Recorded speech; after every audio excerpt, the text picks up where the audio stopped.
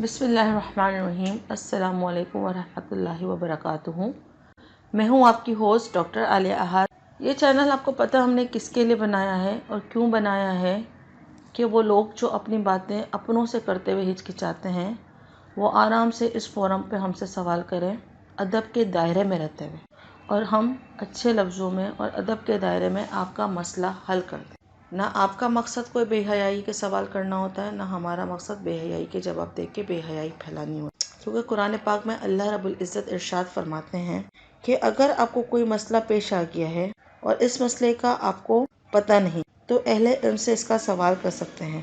کیا مسئلہ ہے، اس کا کیا جواب ہے، تو تم اس کا اہل علم سے سوال کرو۔ خود مفتی یا عالم نہ بن جاؤ، جو اس چیز کا ماہر ہو، اس سے سوال کرو۔ پوچھو بھائی یہ مسئلہ ہے، ڈاکٹر صاحبہ یہ مسئلہ ہے، اس کا کیا حل ہے۔ تو آج کا سوال کچھ یوں ہے کہ جب میاں بیوی آپس میں ملاقات کرتے ہیں، یعنی جب وہ ہم بستری کرتے ہیں، تو کیا اس میں کونڈم کا استعمال کر سکتے ہیں؟ تو چلیے چلتے ہیں جواب کی طرف۔ دیکھو، کونڈم اس وقت استعمال کیا جاتا ہے جب میاں بیوی کا یہ ذہن ہو کہ ابھی بچہ نہیں چاہتے ہیں۔ اس وقت انزال کو روکنے کے لیے جو مرد کی شہوت ہوتی ہے، منی ہوتی ہے، اس کو روکنے کے لیے، تاکہ وہ بچہ دانی عورت کی بچہ دانی میں نہ جائے، اس کو روکنے کے لیے کونڈم کا استعمال کیا جاتا ہے۔ اب اس کا استعمال شریعت میں جائز ہے کہ نہیں، یہ میں آپ کو بتاتی ہوں۔ دیکھیں، اس کے دو مسئلے ہیں جو میں آپ کے سامنے رکھوں گی۔ ایک تو مسئلہ جائز کا ہے اور دوسرا ناجائز کا ہے۔ جائز اس صورت میں ہے کہ اگر عورت کمزور ہے، پتہ ہے کہ اور بچہ لیں گے تو عورت کی جان کو خطرہ ہے یا عورت کو پریشانی ہوگی، تو اس صورت میں آپ جماع کے دوران کونڈم استعمال کر سکتے ہیں۔ نمبر دو یہ ہے کہ اگر بچہ جو ہے وہ بہت چھوٹا ہے اور ابھی ماں کا دودھ پی رہا ہے، تو اس صورت میں آپ حمل کو روک سکتے ہیں اور کونڈم کا استعمال کر سکتے ہیں۔ ٹھیک ہے؟ دیکھیں، جس صورت میں ناجائز ہے وہ صورتیں یہ ہیں کہ بندہ جب یہ سوچے کہ اتنے زیادہ بچے ہو جائیں گے تو میں ان کو کھلاؤں گا کیسے، پلاؤں گا کیسے، کہاں سے خرچے پورے کروں گا، اسکول کی فیسز کیسے دوں گا، دوائی وغیرہ کے خرچے کیسے افورڈ کروں گا، تو اسلام میں یہ منع ہے، کیونکہ اللہ رب العزت نے قرآن پاک میں فرمایا ہے کہ تم اپنے بچوں کو اس لیے قتل مت کرو کہ تم ان کی دیکھ بھال کیسے کرو گے، کیونکہ رزق کی ذمہ داری اللہ رب العزت کی ہے۔ اللہ رب العزت ہی رزق عطا کرتے ہیں، کتنا دینا ہے، کس کو دینا ہے، کسے دینا ہے، یہ اللہ کی ذات ہی کرتی ہے۔ تو نمبر 1، اس صورت میں کہ اس ڈر کی وجہ سے کہ آپ اس طرح کر رہے ہیں تو پھر یہ ناجائز ہے۔ آپ اگر بھوک کی وجہ سے، بچوں کو پالنے کی وجہ سے بچے روک رہے ہیں، کونڈم کا استعمال کر رہے ہیں، تو یہ ناجائز ہے۔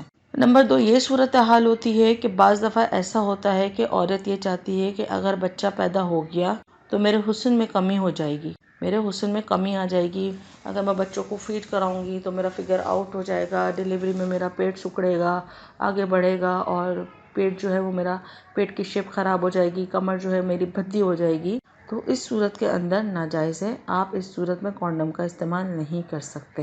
اگر یہ وجہ ہے کہ آپ بچہ پیدا نہیں کر رہے کہ کھلائیں گے پلائیں گے کہاں سے، تو یہ قطعی طور پر ناجائز ہے۔